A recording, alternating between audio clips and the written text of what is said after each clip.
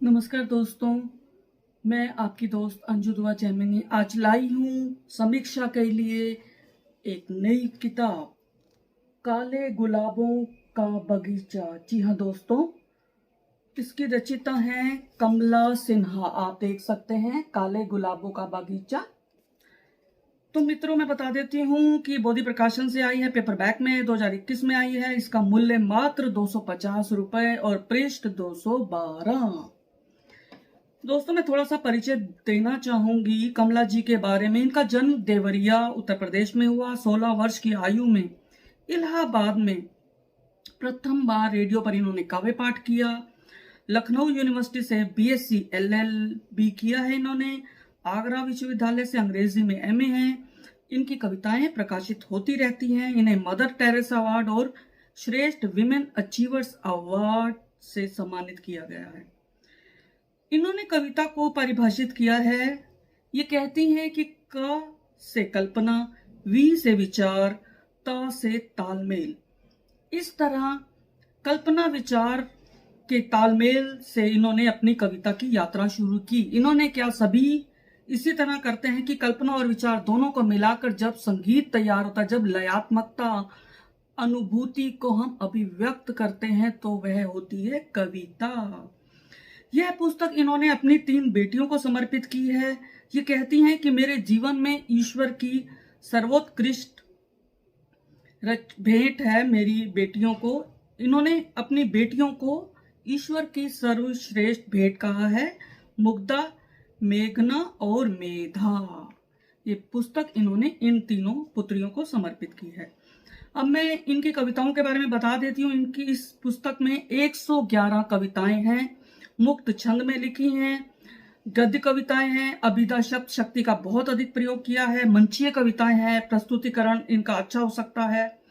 कहीं कहीं लक्षणा और व्यंजना शब्द शक्तियों का प्रयोग किया, लेकिन वह कम है। पर मेरी नजर से मुझे लगता है कि ज्यादा होना चाहिए था।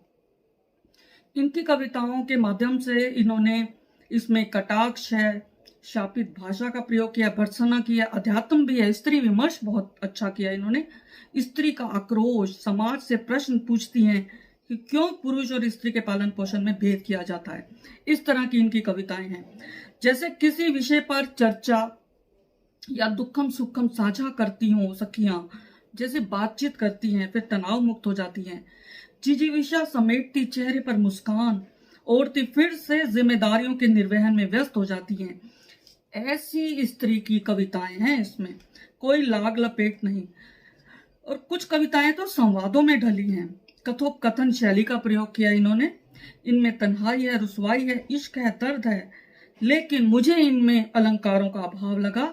इन्होंने सीधे सीधे बात कही, अलंकार होने चाहिए थे। देखिए, बिंब है, प्रतीक है, उपमाएं हैं, रूपक हैं, ये सभी कविता की जान होते हैं। कविता के सौंदर्य में ये सभी अलंकार 4 चांद लगा देते हैं। और मुझे इनकी पहली कविता बहुत अच्छी लगी, प्रतीकात्मक, काले गुलाब का बगीचा। देखिए, बहुत प्रतीकात्मक कविता, मैं पढ़ूंगी आगे। एक मेरा परिचय कविता अच्छी है। उम्र के पड़ाव पर कॉलेज के दिनों की मस्ती को याद किया इन्होंने। कब कविता का पाठ करूंगी, अच्छी कविता है। घबराना नहीं मेरे लाल, इस 32 पर यह भी अच्छी है। कोप में मेरी मधुशाला लिख दिया, विधवा विवाह, ये नए ढंग की कविता है, विधवा विवाह। बस मुस्कुराना याद है, बहुत पॉजिटिव है। ये कुछ कविताएं मुझे बहुत पॉजिटिव लगी। बेटी भ्रूण हत्या बड़े अलग तरह की, इन्होंने 37 संवादों से जोड़ी है ये कविता। अनूठी शैली की प्रयोगात्मक कविता है। औरत की नियति, औरत की बदुआ, खूब लानत मलानत किया इन्होंने। असली मित्र कौन, ये मुझे कविता नहीं लगी, ये एक मुझे ऐसा लगा इसे संस्मरण होना चाहिए या छोटा सा प्रेरक प्रसंग।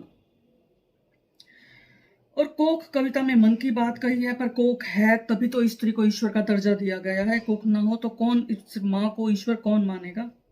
गृहस्थ कविता अच्छी लगी। सोच, स्वयं पाठी, गुनाहों की माफी, इच्छाएं, ये सभी मुझे कविताएं अच्छी लगी।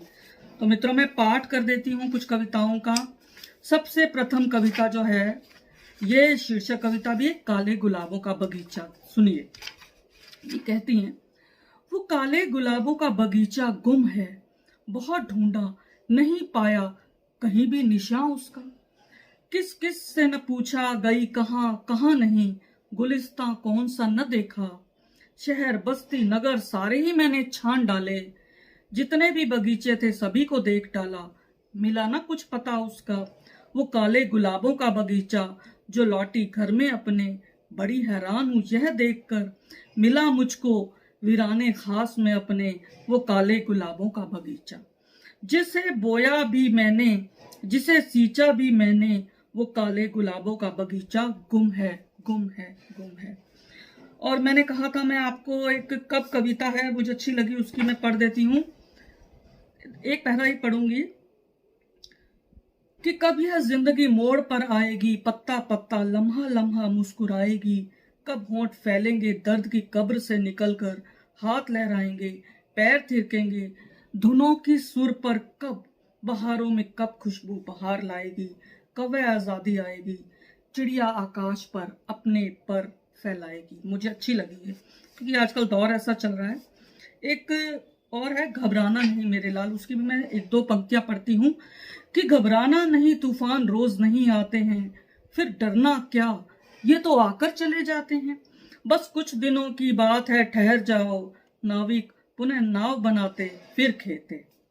और अब मैं आखिरी कविता पढ़ती हूँ इस संग्रह की, इच्छाएं। यह मुझे एक प्रतीकात्मक लगी कि मैंने इच्छाओं को चांदी की तारों से बुनकर सजाया, सोने के पत्ते से ढांपा था उन्हें संजोया, फिर सपनों की थाली में परोसा, खुशी खुशी फिर सो गई, जब जागी सोने के पत्ते उठाए, चांदी की तारों को उधेड़ा, इच्छाएं मेरी कांप गई, मैंने कहा तुम सब जिंदा हो, किंतु जब आवाज लगाई वह जागी नहीं कोई भी, मैं समझ गई थी कि किसी ने मुझे गलत संदेश दिया, वह जिंदा नहीं थी कोई, वह तो कब की सुनहरे पत्तों के नीचे भीतर तक दब गई थी दब गई थी दब गई थी। मित्रों, तो आपको कैसी लगी कविताएं, आप मुझे समीक्षा कैसी लगी और इनकी कविताएं कैसी लगी आप जरूर बताएं। तब तक मैं अगली कड़ी के साथ मैं फिर हाजिर होंगी, तब तक के लिए मुझे विदा दें। धन्यवाद दोस्तों।